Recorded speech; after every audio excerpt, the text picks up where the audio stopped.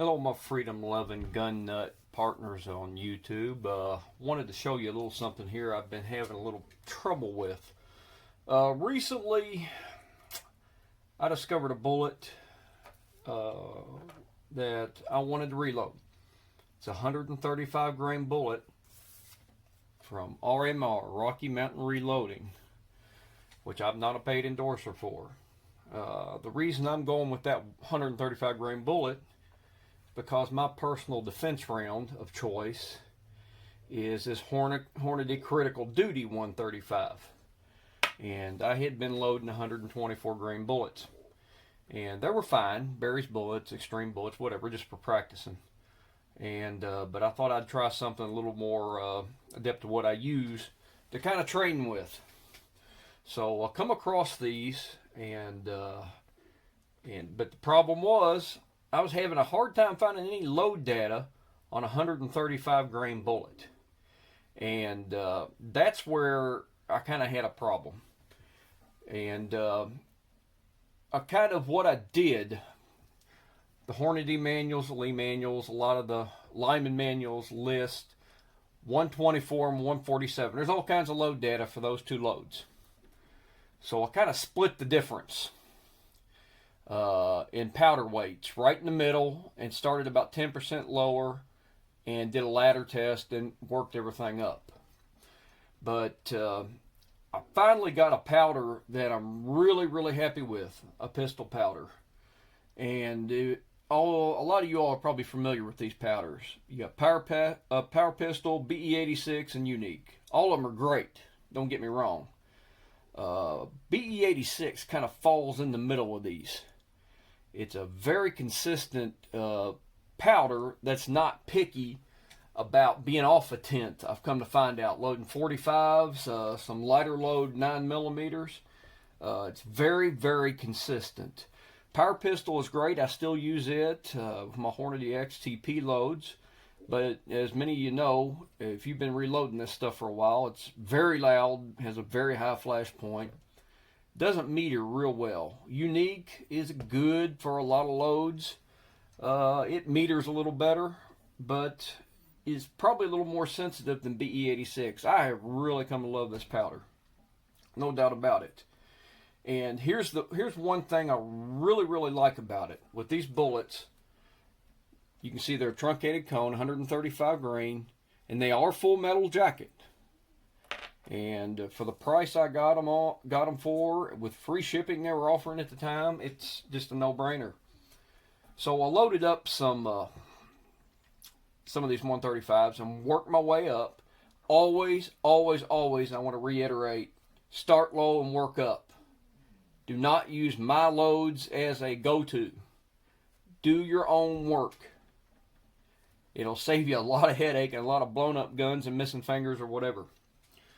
So I come up with some loads, and one thing I got that I was really impressed with, particularly using this BE-86 powder, I was loading 2/10 increments, and I started lowering this, and I went higher than this.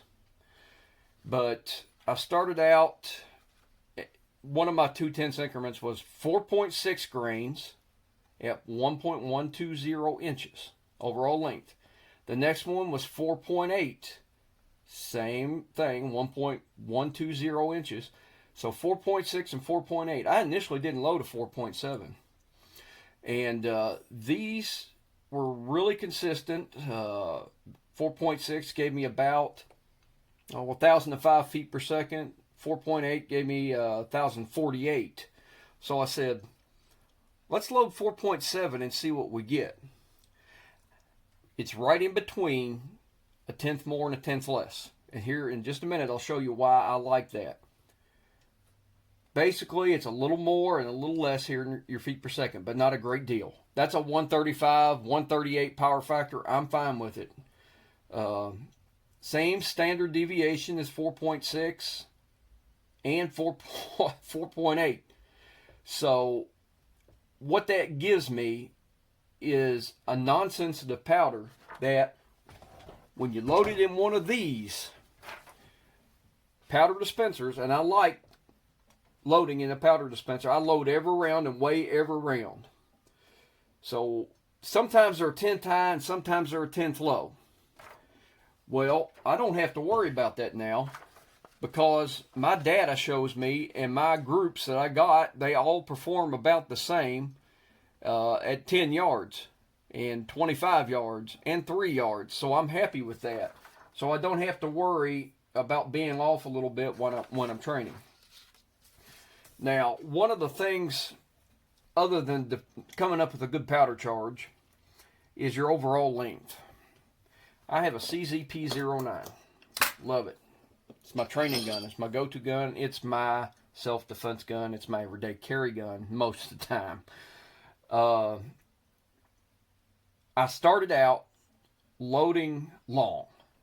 So, and this is a plunk test. My gun's a little dirty here. I just shot it and haven't had a chance to clean it up.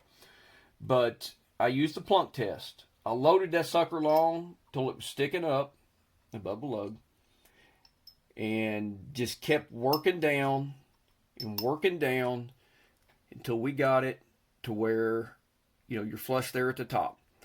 Once I got it to where it was just flush, I took about another 20 thousandths off just to be sure. CZs, if anybody's a CZ shooter or experienced, have pretty tight throats.